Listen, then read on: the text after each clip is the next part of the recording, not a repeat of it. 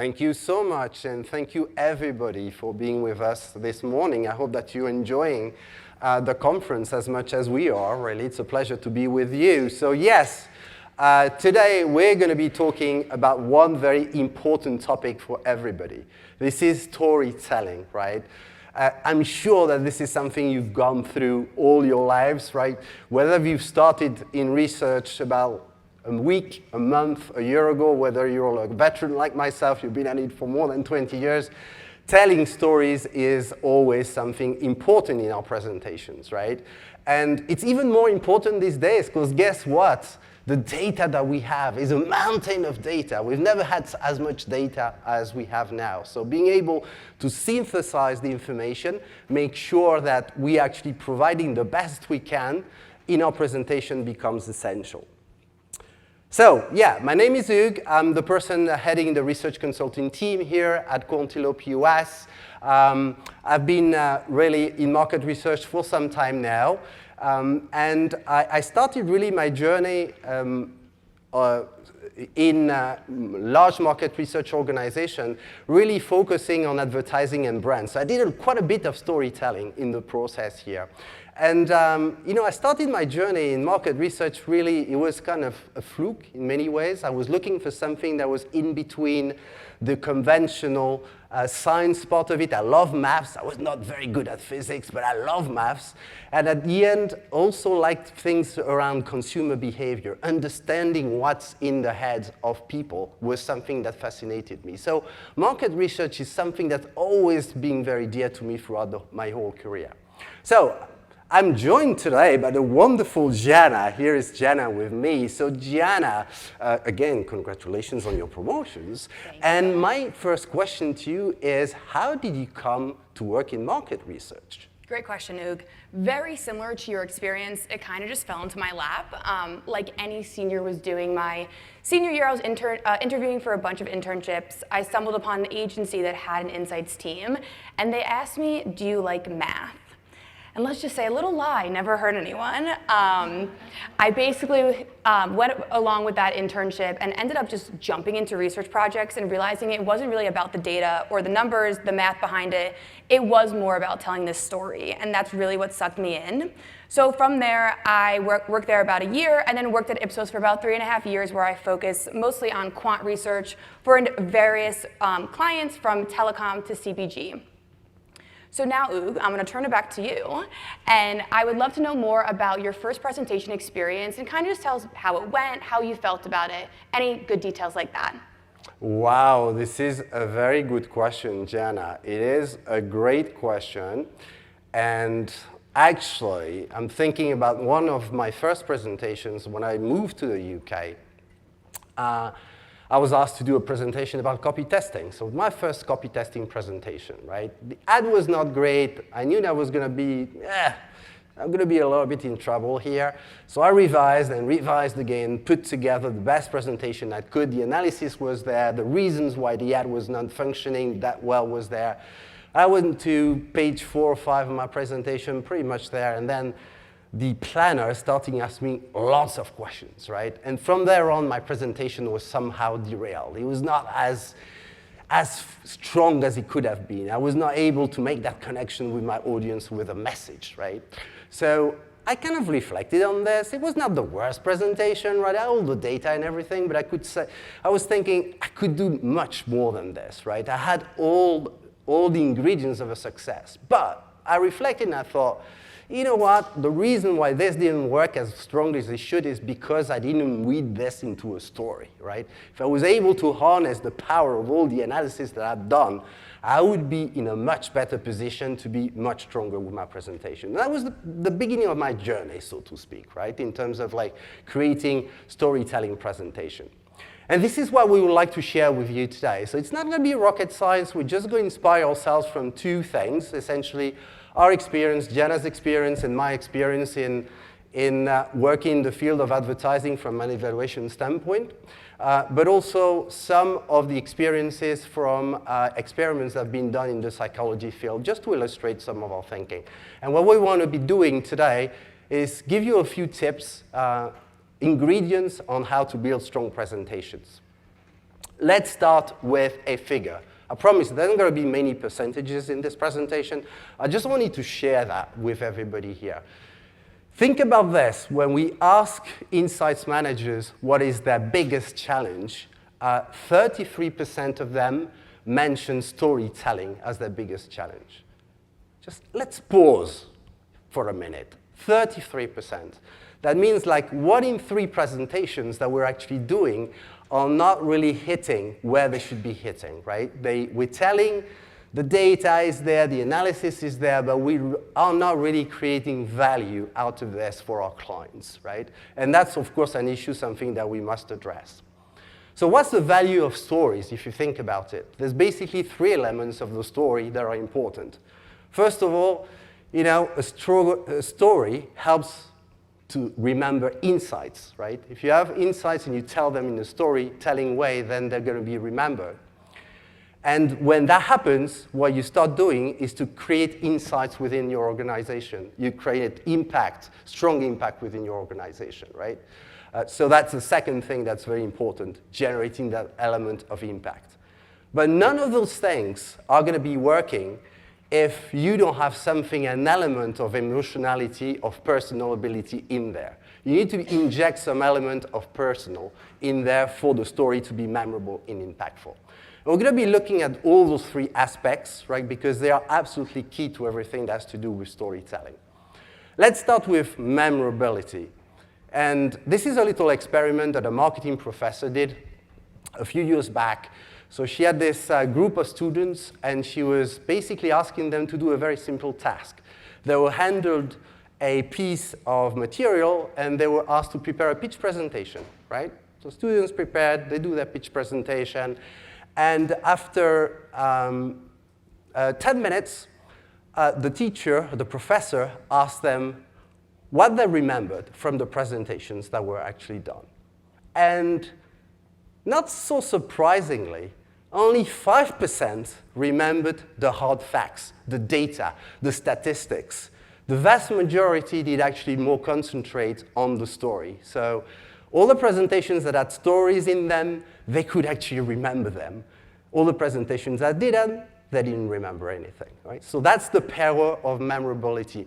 And this is something that's well known in the field of advertising. If you think about it, there's a lot of campaigns out there that we've seen that have the power of memorability. I remember like one of the Snickers advertising with Betty White and her transforming into this fantastic football player, right? And the slogan here around like, you're not yourself when you're hungry, Snickers satisfies, right? So this is kind of a way of having a very strong creative idea from the onset that really helps remember advertising.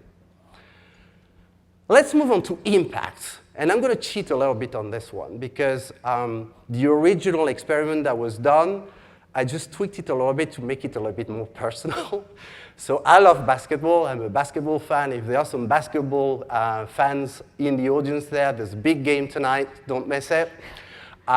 So here's my team, the San Antonio Spurs. So for everybody who knows the San Antonio Spurs, they were a dynasty once. They were a great team, one of the best teams in professional sports in the US between 1997 and 2017. Yeah, I know, they haven't made the playoff for 3 years. They're rebuilding, all that stuff, right? But they're still a great team. And why? Because they had those 3 magic players. The mighty power forward, Tim Duncan, the speedy point guard, Tony Parker, and the crafty Manu Ginobili. So they did really great during that time. But anyway, that's not the point. The point is, I bought a poster from these 2 guys, my heroes. After a few years, I was tidying up, moving, and I decided, you know what, I'm going to have to sell a few stuff here. And decided, you know, I'm going to sell this on eBay. But I thought, you know what, this cost me about $3. I want to make some bucks out of that. I want to do something, and I'm going to write a little story. So I'm thinking about, I'm going to write a story from something personal about when I went to San Antonio back in 2014 to see a game of the playoffs. And when I was there, I had the luck at the end of the game to actually have their autographs, and I was super proud of myself, and even talked for a few minutes with the legendary coach, Greg Popovich. And that made my day, right? I thought, this is something that's absolutely fantastic. And I'm going to write it down on eBay. And guess what? The price of the actual item moved from $3 to $47 when I put it on eBay, because people like my story and they like the fact that they can actually relate to something that's important to them. So we talked about engagement, we talked about impact. Let's talk about the last piece, which is personal, the personal side of things. And I've got one last experiment for you there. So you're going to see this video. It's going to be playing here. There you go. And from this video, this was an experiment. And the experiment was basically the viewers were asked to play back and write down what they're seeing in this particular video, right? And surprisingly, or not so surprisingly, this is what they say. This is an example of the actual verbatims that we got out of this. They didn't talk so much about the geometric shapes in there, the triangle, the circles, and everything. They talked more about the emotionality behind it. So battle between good and evil, right and wrong, a lot of action-packed description in that verbatim that you see over here. And this is exactly what stories are, right? They need to be gripping. They need to bring us to a level of attention where we can actually engage with our audience. So that's it for me right now. I'm going to pass it on to my colleague, Jenna, who's going to walk you through the hows. How do we build those gripping stories? Thanks, Jenna. Thank you. So clearly we know how important it is to tell these impactful stories from the data. So the question kind of is, okay, so how do we do that? So before we dive into the specific aspects, let's just take a step back and talk about what is data storytelling. So data storytelling is a set of communicative techniques we use to help us emphasize the data to resonate with our audience. And what's important here to call out is that storytelling doesn't mean sacrificing the data for the drama, but instead means focusing on the story. So this is a 5-step process that is shown up here. And basically, before we dive into each aspect, I want to take a step back and just explain that this process came from a recent scientific meta-analysis experiment. And basically what was done was researchers combed through all of the literature on the topic and identified specific success factors that resonated the most and were basically mentioned over and over again.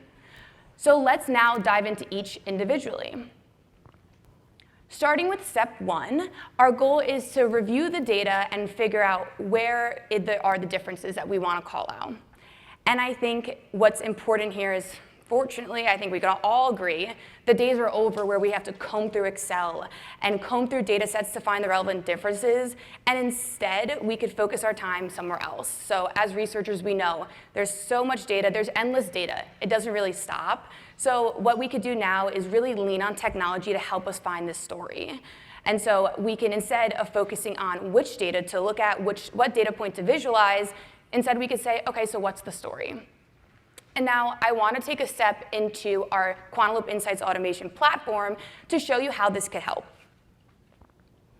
So taking a look at our Analyze section of the app, what you see is that this data is available to you at your fingertips.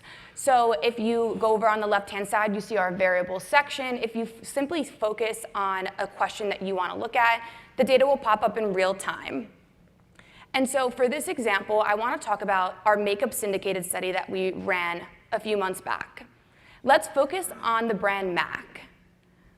So taking a look at the brand MAC, what you see on this chart is that it's among the top brands in terms of consumer awareness.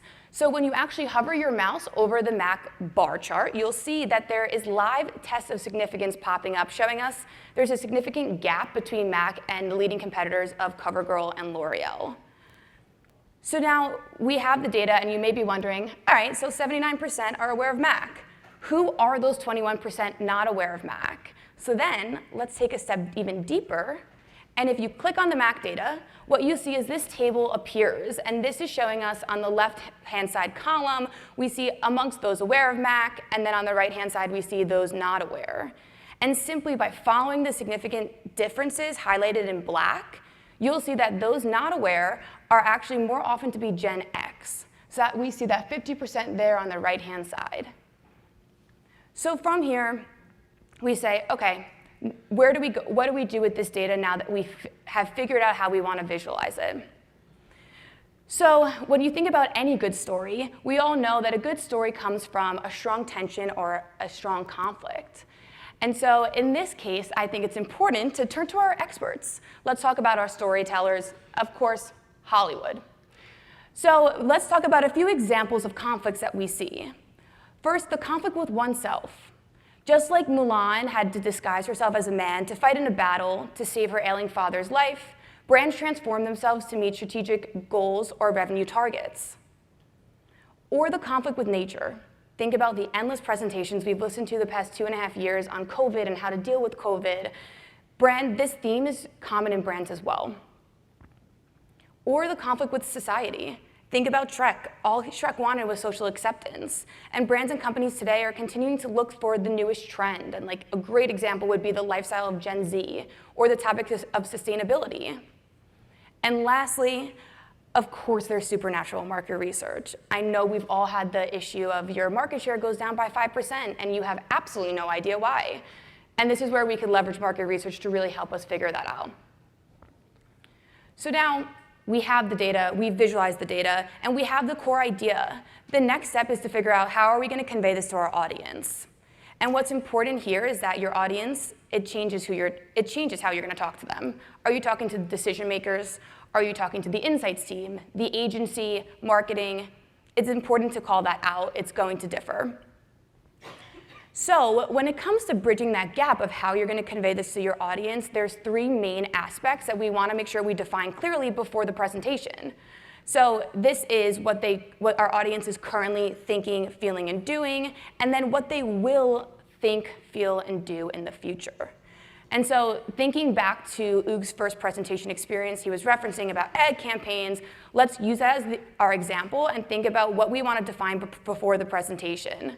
So first, we want the marketing team to see how the creative is performing and have the confidence to ask for more budget to further optimize it. We also have the agency, who we want to basically focus on that creative and see how they can further execute it to optimize its value. And lastly, we have our insights team, and really they're covering our circle here to basically identify what the value of this presentation is, of this research, and we want them to scream that from the rooftops and really show how important this is to them as well. And so the big call out here is to make sure that we have our audience, we need to wrap it all together with our last step of the narrative. So when thinking about the narrative of the story you want to tell, there's 2 main questions we want to ask. The first one is, how do we want to do that? And then the second one is, how do we really want to shape this to make sure it resonates with our audience? And again, let's take a step back to our experts and think about our favorite books and movies. These all follow a 3-act structure. Starting with our exposition, we look to the exposition to learn more about the background and the characters. And then this results in a conflict that causes tension and arises in the climax. This is a structure that's similar in market research as well, but we define it a little differently. So starting with our exposition, we learn the background of the study. From there, we see the conflict in the data. So again, we could have a deviation of the data that we really cannot explain. And then from this, after doing our due diligence, we come up with a main insight where we really understand and explain what that conflict of the data was and come up with an actionable plan based off of this. And the biggest note again to really focus on is that when we're telling these stories, we want to make sure we're not telling them as an analyst and instead really focusing on that storytelling perspective. All right. Back to me again. Thank you so much, Jen. I really love that construct, right? Problem solution, the setup, the climax, the solution there. I mean, we know this is a powerful advertising technique, not the only one available to advertisers to actually do great advertising, but that's something that works. And that certainly works in the area of storytelling here. So let's wrap this up a little bit there, what we've been hearing, right? So. And let's put an example on the table, right? We have to put together a presentation on a topic which we've been analyzing. We've done a study, let's say, on sustainability, right? Very important topic for everyone. There's basically two ways in which we can actually tell that story, right? We can start with the more descriptive data analysis side of things, right? Where we're thinking about, okay, I use a sample of 4,522 respondents. This was done in about 5 countries. This was the research design. And kind of my main findings were that I found out that 84% of my respondents were actually sensitive to the topic of sustainability. And I'll just come up with my charts and my summaries and my recommendations. And that's good enough, right? But we know we can do better there. We can say, well, you know what? This is 2022. We've got through a turbulent 2 years. There was COVID, and then with COVID issues with supply chain problems, we have now rising inflation, interest rates rising. So this is like the context in which consumers are thinking about their lives these days, right? We talk a lot about gas prices everywhere in the world. So where sustainability fits into this, right? And we wanted to know, in this context, what happens. And actually, we found out that, yes, it's still a very relevant topic for consumers, but, and this is where the conflict is, it might be very important for consumers, they don't act on it. You know, the individuals don't act on it. They don't change their behaviors. So then, with this climate, with these conflicts, we had to understand how do we reconcile those two things. So we mined the data, and actually we found that the main reason for why there was this disconnect is that consumers think that individually they cannot change the course of the world. They can't change and save the planet, right? So this is kind of a message to large organizations, large companies, businesses, to actually start empowering consumers to actually change their behaviors, right? So you see the difference between the data analysis and the storytelling side of things.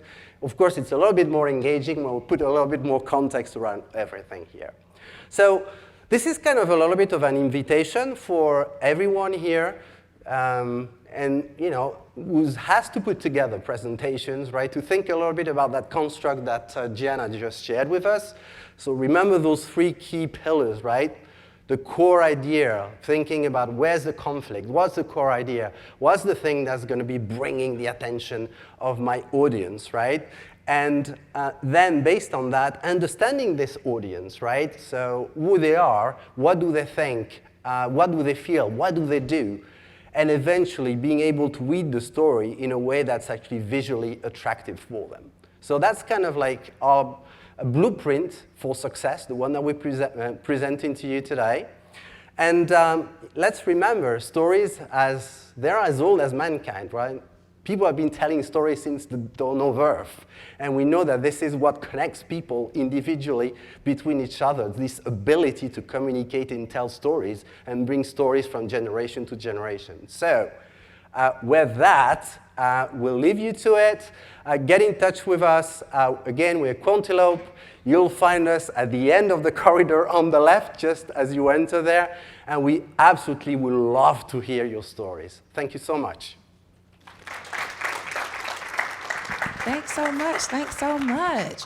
Are we on time? Or Yeah, we're actually a little bit early, so. We're early. So, I mean, if there are any questions, we can take questions. It is more like a presentation of sharing things, but I'm more than happy to entertain any questions that the audience may have, of course, if we're a bit early. What medium do you recommend, and what medium do you employ most often for communicating these stories? So by medium, you mean? PowerPoint presentations, something else? Yeah. So different ways. That's a very good question, actually. Yeah, PowerPoint presentation is a powerful way of doing things. But within Quantilope, what we're trying to do, as we are an automated insights platform, is to use a beautiful one-page dashboard to actually communicate all our findings, right? So I come from a world where when I started in the industry, I used to do PowerPoint presentation that were like 100 pages long. I do remember those days. Some of us who've been in the industry for some time will remember that. This is not what marketeers want these days. We know that. They want something which is very, very succinct.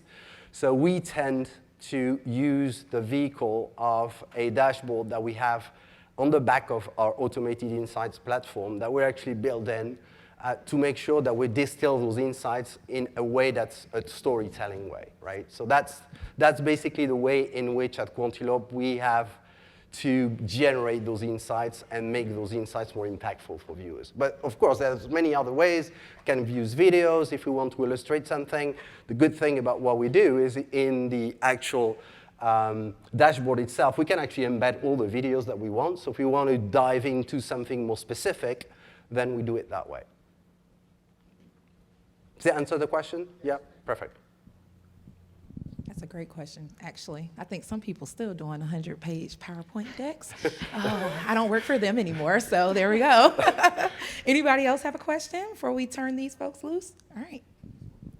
How do you distinguish between like a good story deck versus just a pretty story deck? Because I'm always being pushed to like give me just pretty imagery versus like what you're putting. Yeah. I think it's a good question. So the temptation is if your deck is, or your analysis is pretty straightforward, you kind of feel like you don't need to put a story because the story like explains itself, right? And that's fine. I mean, we're not going to be able to like come with very powerful things each time we put together a piece of analysis there. What I really find the most interesting, and that's where our job as researchers becomes super useful, is when the data, you find a disconnect in the data. That's always been like the thing for me. When I mine the data and I start finding a disconnect, and I've got my client on the phone saying, I've seen this in the data, that contradicts what the panel study, the panel information is giving. Help me reconcile this, because I've got this meeting with my CMO in about 2 days, and I need to put something together. So from that moment on comes like the analysis, the deep dive, and trying to reconcile the reasons why. So this is this climax or crisis mode we're in as researchers, where we're trying really to find a way to make the data work.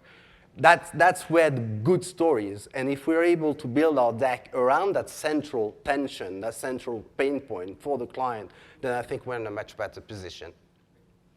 Great, great, great questions. Well, I am so glad y'all talked today. Please give a big, big round of applause for our platinum sponsor, Quantilope.